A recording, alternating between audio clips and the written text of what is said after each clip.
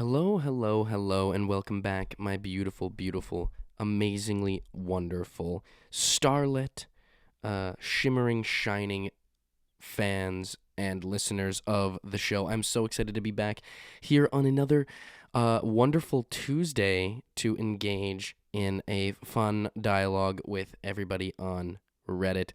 So, I guess we can just hop in. Welcome to the Reddit Asks Us podcast. This is the show where we read and react to comments from r/Askreddit. I am your host, Luke Dick. Remember, if you're watching on YouTube, to like, comment, and subscribe. If you're listening on Apple Podcasts, Spotify, wherever else you get your podcasts, please leave us a rating and also please leave us a review. Those help the show get spread. So if you are kind enough, please absolutely go ahead and do that.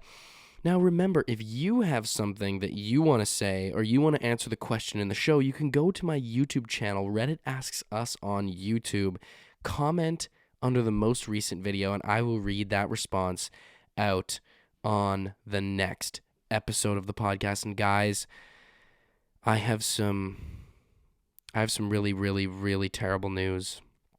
I have some extremely upsetting news. And I know it's going to be, it might be kind of devastating for the audience to hear, but I really think I just have to I have to be straight with you guys and come out and tell you this. I got your mommed. And I'm not proud of it. I'm still grieving. I'm still recovering. It's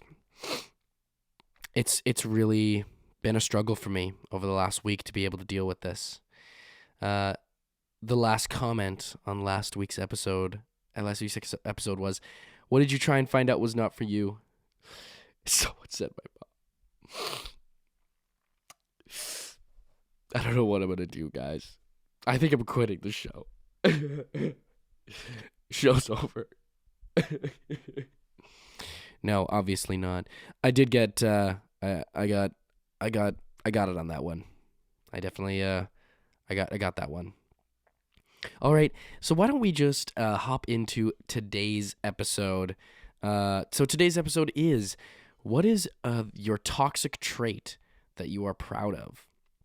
And I'm kind of ashamed of myself because I didn't really think about this before I started the episode. I went through and sorted my comments, but I never put much thought into what my toxic trait is. So why don't you guys give that a little bit of thought of your toxic trait. If you want to tell me your toxic trait, you can comment that under this video and I'll read it out next week. But for the time being, When We Were Oceans says, "I tell each of my cats they're my favorite behind each other's backs." Yeah, that's pretty shitty, bro. That's pretty shitty, not gonna lie. Personally, I couldn't do that shit, bro. I could not do that shit. Cats are weird, man. I feel like cats have extra senses. They can't speak language. They don't understand language. But, well, they can't speak language. But I bet you any money they understand what the fuck is going on. Cats know. Man, they have to know. It's like the cat from Coraline. The cat can't speak in the real world, but once it goes into the other mother's world, suddenly it can talk. It knows what's going on.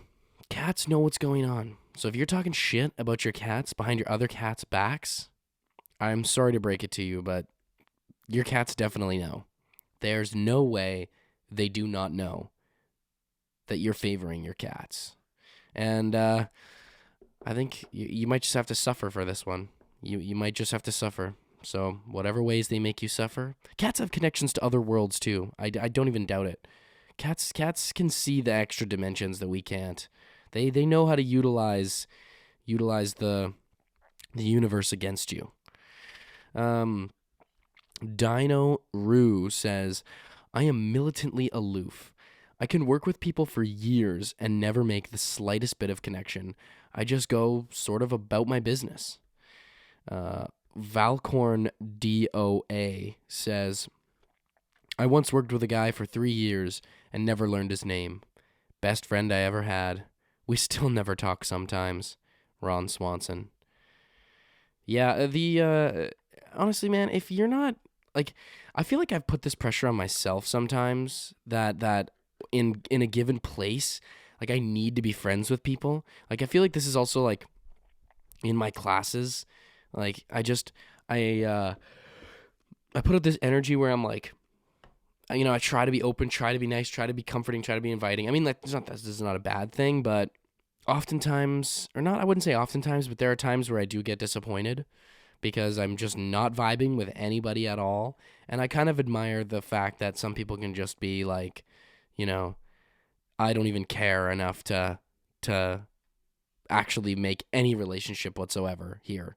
Because sometimes I wish I could be, as weird as it sounds, sometimes I wish I could be more like that, because then I just like I'm a person who needs who kind of seeks out companionship and sort of friendship and stuff, and I get really bummed out when I go to places or and do new things and I don't find that companionship.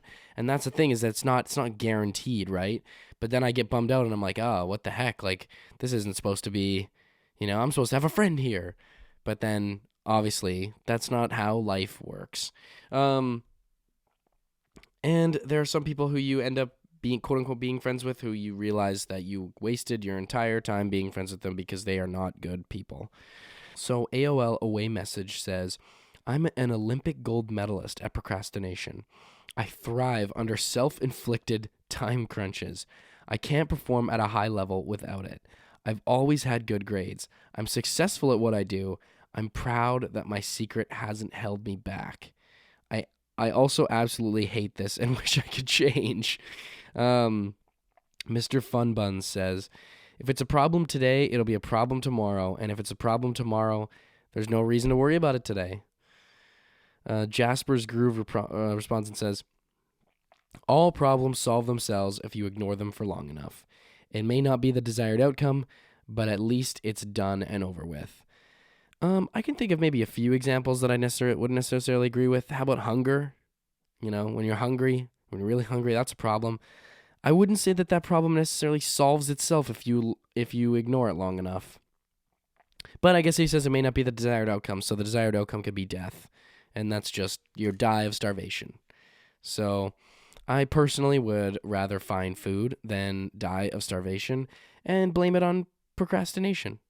I was so close to going out and getting food, but then I was like, if I'm hungry right now, I'm going to be hungry tomorrow, If I'm hungry tomorrow, I'm going to be hungry the next day, so I'll find food, And then you just never end up finding food, and then you end up dying. But that's interesting. I feel like it depends on how much procrastination we're talking about, like how much, like when you actually do start doing something. Maybe when you just feel that pressure. But I don't think there's always no truth into that you can't do good work procrastinating. I don't think that's necessarily true. That you can't do good work procrastinating. It's the stress.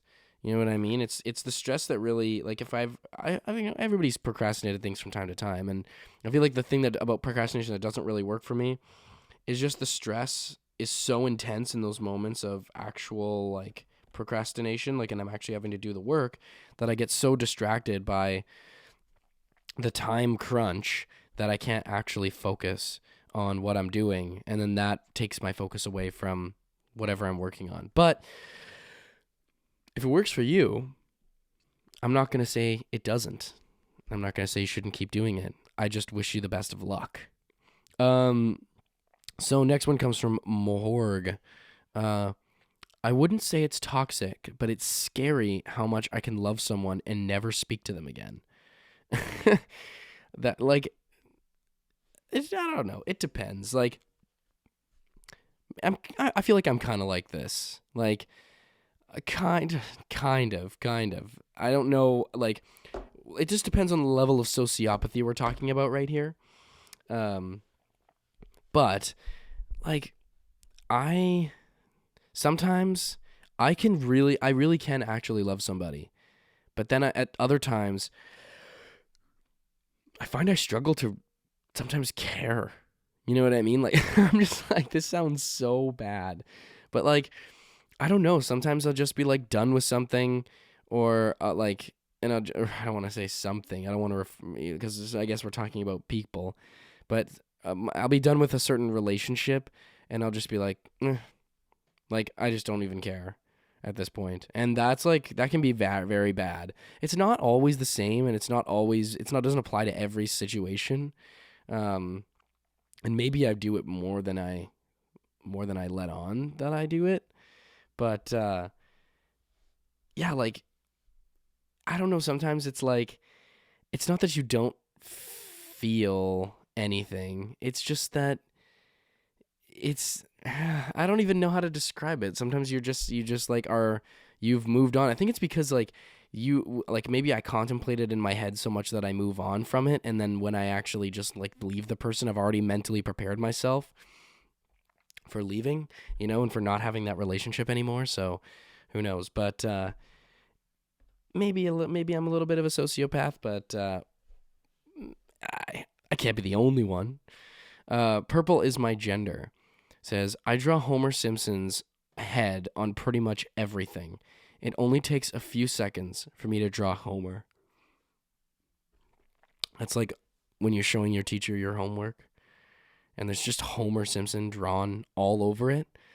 It's like, yeah, I really wanted to do the homework. I did want to, but then I have an undying need. Like it's an internal motivation to draw Homer Simpson's head, and I can't get over it. Something about the Simpsons cartoon style is so like I tried to draw Simpsons characters. It's something about their cartoon style is so addicting. Like it's fascinating. It's fun. It's just such a. That's why I feel like a lot of people even still watch the show, even though it's probably not even close to as good as it used to be. But it's just because it's like people like the style. People like the Simpsons is such a common like thing you see everywhere. Like you see people with Simpsons t-shirts, and they do collabs with people all the time. They're still doing collabs with people and brands and big things. I don't know. It's something about it. It's the yellowness. It's the yellowness of the people. I don't know. It's they're drawn so soft and funny. I don't even know. I find it so interesting how humans can draw cartoons in other worlds, and like the Simpsons are supposed to be humans, right? They're supposed to be people, but it's like if that was a real person, this yellow looking person that was in real life, like existed in real life, it obviously wouldn't be we wouldn't necessarily think that person would be a human being if they looked that yellow and that cartoonish. But I find it so interesting how we like can create things in the eye of our mind that are so different from us, but yet resemble the sort of same things about ourselves. I don't even know. I don't want to get too deep here, but I just find cartoons very fascinating. Binks the Brick says, I clean when mad. The more mad, the more cleaning. This is can be a toxic trait. You're just arguing with your significant other, like violently fluffing pillows, like cleaning the carpets, vacuuming. This is why I feel like you've never loved.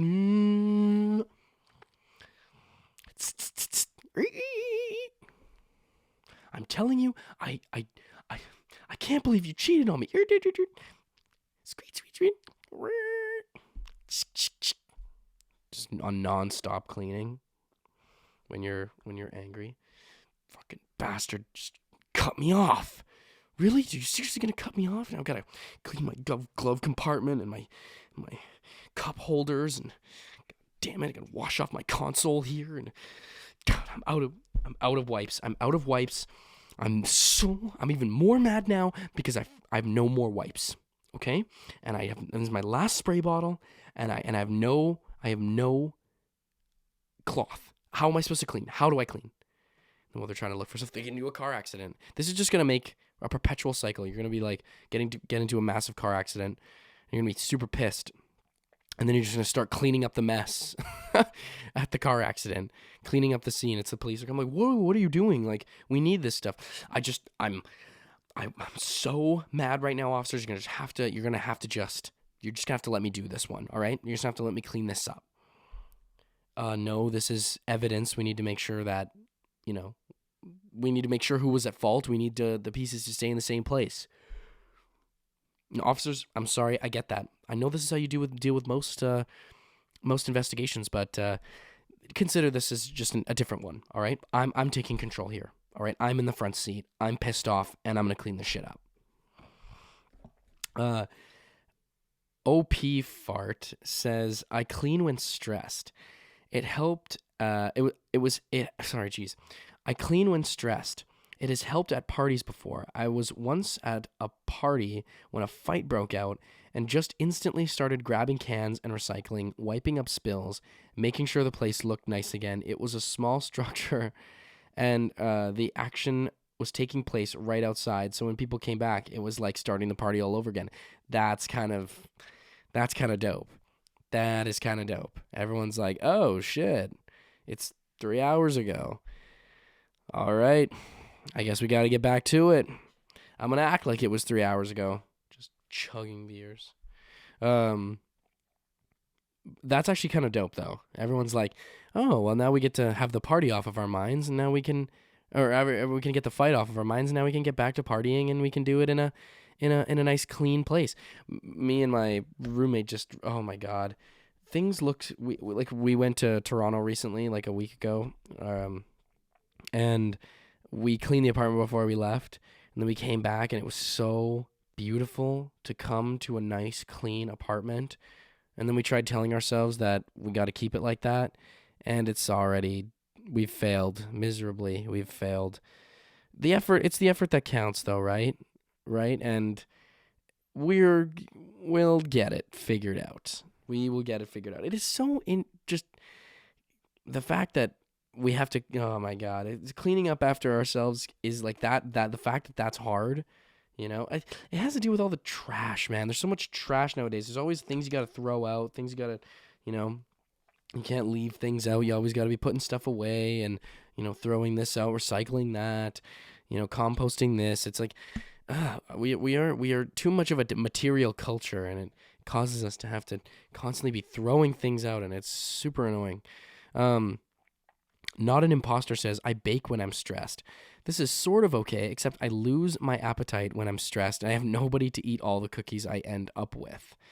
Yeah, you'll be hungry. You'll be hungry. Don't be too worried about that. If you're not hungry when you make the cookies, you'll be hungry. And if not, I'll just send you a direct message. You can send those to my address. All right. I just, send the private message, and so if you need anybody to eat those up, scrumptious those things up for you, scrim-diddly-dom those things, scrim-diddly-dom destroy those things, I will absolutely do that. Oof033 replies and says, throwback to high school when the parent of the kid throwing the party walked outside the morning after to me hosing vomit out of his flower pot and scrubbing cheese puffs out of the carpet. He made me pancakes as payment, though, which was cool. Stress cleaning is too real. LMAO. This is one of those ones I can definitely see it can be coming into a problem, as we've all discussed. Once you start stressing out, then you just start cleaning shit. And cleaning stuff is good, but then you stop focusing on the problems that you actually need to solve, and then you're just cleaning. But goddamn, it's so nice to have things clean. Oh my God, clean things are just so awesome. It's nothing better than hopping into a freshly cleaned bed. It is like literally unmatched. Coming back into a clean apartment after you've been away, clean room, having your clothes put away. Oh my God, it's so good. It's like you wish that could happen forever. Oh, and I was just thinking about this too, but when you go to a hotel and they make the bed for you, and you're like, wow, I didn't even do this. I didn't even have to do anything, and the bed is made. It puts a tear in my eye, folks. Really does. Intoxicated Batman says, my friend was having a going away party, and there was about 30 to 40 of us, all in this basement. The friend and her family were very close with my family. She asked me how my dad is, and I said, mid-party, I should invite him. Mind you, I was like 22 at the time. My dad was mid-50s, but since my dad is friends with her dad, my brother and I surprisingly got him to come. My dad got so fucked up, we got him to take a fat dab, and he loudly said he needed to sit down whilst sitting down. Oh my God. The night continued on as all house parties do, and eventually everyone went home to bed. But since my old man didn't want to stay the night, he was responsible enough to not drive home. This man spent 6 or 7 hours just cleaning their house, to the point where you couldn't even tell there was a party. I woke up to him loading the dishwasher. That is so insane. I'm just picturing like your dad just being like, taking a dab, and in case anyone doesn't know what that is, it's like a wax form of smoking weed, but I'm just that is so funny, the image of your dad just doing that and just being like, son, whoa, I gotta sit down. I think I need to sit down. Dad, you're already sitting down. Oh, shit. Well, would you look at that? Is anyone else think it's really hot in here? Is anyone's heart beating really, really fast right now? Oh. Is anyone else feeling like they might have a heart attack? We should maybe call an ambulance. Tell them to just like maybe wait outside just in case. Oh, I think I need to sit down. Dad, once again, you're already sitting down. I can't believe that, though. Your dad is just the goat at this party, cleaning everything, putting things in the dishwasher. It's not even your house. He's going to have to go through the entire process of trying to figure out where everything goes in a brand new house that maybe you've been there, maybe you haven't, but that's like the worst thing in the world is when you're over at a friend's house and you don't know where they put things. It's like, you're so disoriented. You're like, well, the forks could be here. And then it's just like, no, that's tablecloths. And then it's like, a lot of times things are in places where you're just like, really interesting spot for that. Mine is always the garbage. Everyone puts their garbage in a different place. Some people it's under the sink. Some people have a separate cupboard for it. Me and my family used to just like keep it on the edge of our island, like out so people could sort of see it. But it's so funny how people organize their house. Imagine having to do that while drunk and high, and you're cleaning everything up, and now you have to also navigate your way through somebody else's house. Excuse me, and so that you can put stuff away. Archimedes, this is a new thread now. Archimedes 420 says, I obsess over things, and it leads to a lot of social anxiety and difficulty focusing in most social situations. It also, however, led me to finding some deeply meaningful skills and hobbies. Well, I'm really glad to hear that. This sounds a lot like oh man, this is me too. Like I'm not saying this is like I have a problem with this, but oh my goodness, this was like a huge thing for me coming out of COVID, and thankfully I've had more time to socialize since that has ended, the pandemic for the most part. But I was so socially isolated during the pandemic that I literally forgot how to talk to new people and talk in like social situations. And it didn't help that even before COVID, I was already isolated for a while. So then that kind of just extended the isolation when COVID happened. And it just caused me to then, whenever I was in like a new social situation, to hyper focus on the things that I was saying. And sometimes I would just be like, why did I say that? This person hates me now. This person thinks I'm a total fucking weirdo because I've done this. I can't even believe I said that. Why would I say that? I've just admitted my most deepest, darkest secrets to somebody. But I was listening to, I've been watching Stanley Kubrick's movies lately, and they were talking in one of the YouTube videos. They were talking about him, and they were saying that he was a very difficult person to get along with socially, but he was so hyper obsessed and hyper focused on his movie making that it came at the cost of his social functioning. But at the same time, he was also a genius movie maker. So if it allows you to have some pretty meaningful skills and hobbies because you sort of hyper focus on these things, and those are the things that you really, really want to do, and you want to do them so bad that you can't stop from thinking about doing those things, then that's a good thing, especially if it involves, doing something productive, right? Like doing something that either gets you out of the house or, that provides meaning to your life in any way. That's a really great thing. Spinneret replies and says, my therapist called hyperfocusing the worst superpower.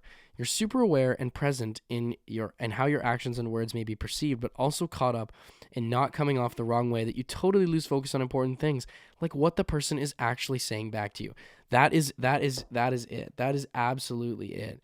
I feel like that's what happened is I was like so hyper focused on what I just said and what I'm going to say, and how they're reacting to what I'm saying, and how I'm standing, how I'm sitting, how I'm oriented in this conversation, where I'm looking is obviously a one. Like I have eye contact can be a weird thing, and sometimes you just have to ride the wave and how awkward it can be, because you're like, where should I look? This person can clearly tell that, like, especially when they're in close confines with you, they can clearly tell that you're not looking at their eyes, but you don't want to stare at them, and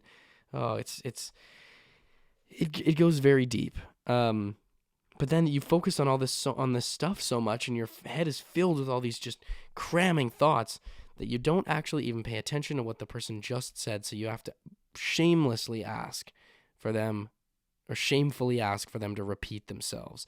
And people don't. This is something I've found out is, and my dad is a perfect proponent of this. People do not like to repeat themselves. People actually really hate repeating themselves, which doesn't help for me because sometimes I am hyper-focused this way in conversations, but also at the same time, I don't, like, sometimes I have, I wouldn't say I have bad hearing, but when I'm in sort of noisy environments, I find it difficult to focus on certain sounds, so like background sound will be very loud and I'll have trouble hearing people. It's like selective hearing almost. And so I'll be like trying to put my brain efforts toward tuning out a sound, but then that will prevent me from actually hearing what somebody said. So I end up asking people what they said, and to repeat themselves quite a lot. And people don't actually like doing that. As I know, as contradictory as that might sound, people actually really hate that. Healing Touch says, having grown up in a toxic home where an abusive parent would negate anything you say or do on a whim because I said XXXY, not XXXXXY, and completely deny reality when you come 100% correct. I've gotten excellent at memorizing and transcribing conversations in an almost stenographer way. It means I'm excellent in big idea-generating meetings, providing proper credit and ensuring no detail gets lost in the shuffle. It makes me great even when my job is chaotic. It feels like organized and I never forget anything. I've become important to my organization because of it. I'm also strong at ensuring agreements don't get forgotten either by accidental or intentional. I'm getting a lot of questions about how to learn this, and I'm going to copy one of my replies and expand. I recommend rebuilding a sense of trust with yourself instead of defaulting to I must be wrong. Maybe on occasion write notes down after a meeting or even lower stakes like a TV show. And after a few days, try to recall what happened. And then after you do, refer to the notes. How do they compare? Rebuilding trust with yourself is also really good because you're more likely to stand by your boundaries and needs. Additionally, when your memory is this strong of remembering every little thing people say, it mentally taxes you, and it's coming from a place of self-preservation, which means you're not remembering for good reasons, but always on edge and and at the ready to protect yourself. In that case, you need to learn how to trust those around you. They aren't trying to hurt you. They're not your parent or abuser, and rebuild trust with yourself that if someone untrustworthy popped up, you have the skills to suss it out, and you don't have to be always looking around every corner. That's the hardest part I had to learn in my healing process, and that people can and do love you and don't need to be tested to reassure/prove it to you, so you can finally trust it and feel safe. Learning to trust it and see how it goes is so scary because all these defense mechanisms kept us safe, but it's also keeps distance and access to a relationship safety. But it also keeps a distance and access to relationship safety is to be one, which isn't healthy for ourselves. Safety in relationships, be it romantic, platonic, familial, should never be one, but be the default. Juicy Juice J13 says, turns out people hate this in relationships. My uncle had my verbal memory recall tested professionally when I was in my late teens, and I was at a freakish 96%. As someone said, professionally incredible tool. Socially, it's a double-edged sword. I find it an absolutely burdensome gift. So you could literally be the world's best gaslighter. No, you actually said this. If you wanted to, you could use that superpower against people. The verbal recall, I wish I had better verbal recall, but I'm also glad I don't, because I think one of my biggest toxic traits was being like a well actually type of person, the actually, or correcting people constantly, especially when on little things, and people would get really, really, really mad about that.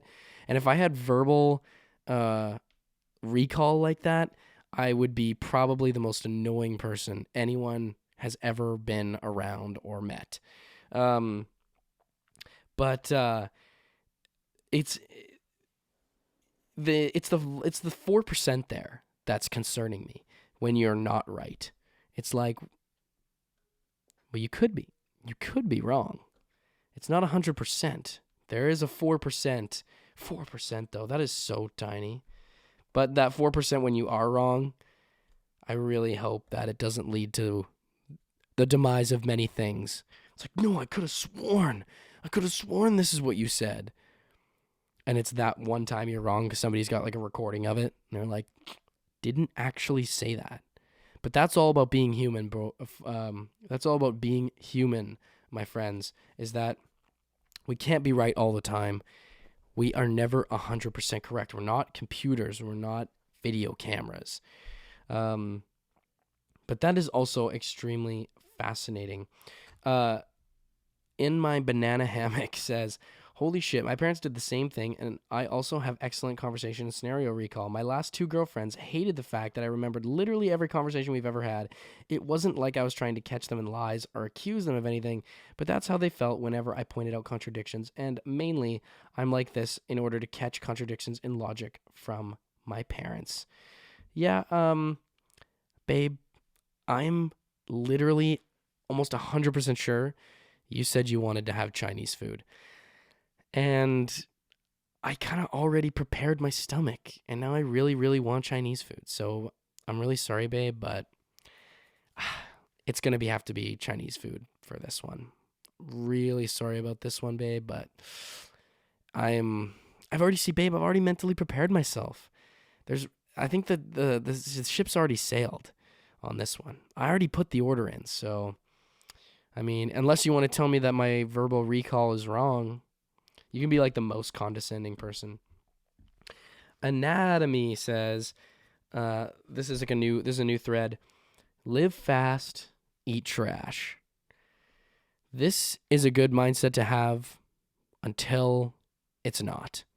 Until you develop some sort of cardiovascular disease, or pulmonary disease or something like that. But I do think it's important. Like I don't know. This is a double-edged sword one, because I don't think that you should be like strictly resisting all temptation at all times and like watching what you eat so meticulously. I think it is important that you do have a fairly well balanced and steady diet, but at the same time, it's also important that like screw it. You can have a bag of chips every once in a while. You know what I'm saying? Like, it's not that big of a deal. Some people act like eating a gummy bear is like the end of the fucking world and that they're gonna die of cancer or something. It's like, so what? Doritos will shave off 5 years of my life. They're fucking blessed, okay? There's nothing better than just munching on a bag of Doritos. And you know what? If I die because of that, then so be it. Because Doritos, if I'm living in the 21st century where Doritos exist, I can't just give that up. I can't just ignore the fact that there's Doritos. That would be ungrateful to the time that I live in. It would actually be a bad thing. Anyways, okay, that's gonna wrap it up for this episode here, folks. Thank you all so much for tuning in to the Reddit Ask Us podcast, where we read and react to comments from r/Askreddit. I am your host, Luke Dick. Remember to like, comment, and subscribe on YouTube, and remember to leave us a rating, and also please leave us a review on Apple Podcasts, Spotify, or wherever else you get your podcasts. If you want to respond to this week's episode, remember to comment that under this week's episode, and I'll read it out next week on the next week's episode. And you can do that by commenting under my most recent YouTube video, my YouTube channel, Reddit Asks Us on YouTube. Thank you all so much for tuning in. I love each and every single one of you. I will see you all next week. Peace out. I love you. Bye.